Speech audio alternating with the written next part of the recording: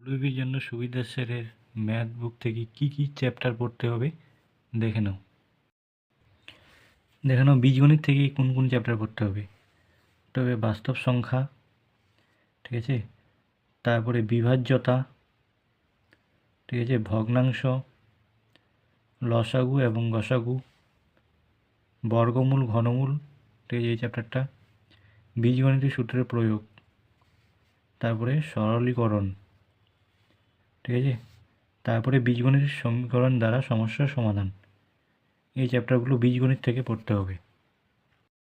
তারপরে পাটিগণিত থেকে কি কি পড়তে হবে সেটা দেখে নাও।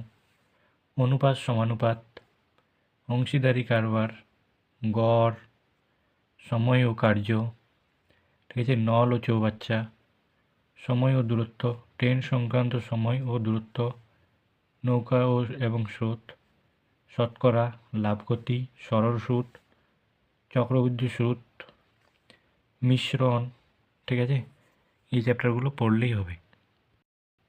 নেক্সট, পরিমিতির জন্য কি কি পড়তে হবে চ্যাপ্টার। আয়তক্ষেত্র, বর্গক্ষেত্র, ত্রিভুজ, চতুর্ভুজ, বৃত্ত।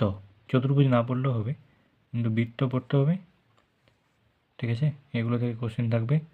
আর ত্রিকোণমিতি থেকে কোশ্চেন থাকবে, যে কোনো একটা কোশ্চেন থাকে কোনো কোনো পরীক্ষায়, ঠিক আছে। তবে একটা কোশ্চেনের জন্য এখানে 3-4টা চ্যাপ্টার পড়তে হবে। একটা কোশ্চেন কিন্তু থাকে, 3-4টা চ্যাপ্টার পড়তে হবে। তোমরা স্কিপ করতে পারো, আবার না হলে এই চ্যাপ্টারগুলো আবার পড়তে পারো, ঠিক আছে। 4টা চ্যাপ্টার, প্রথমে 4টা চ্যাপ্টার।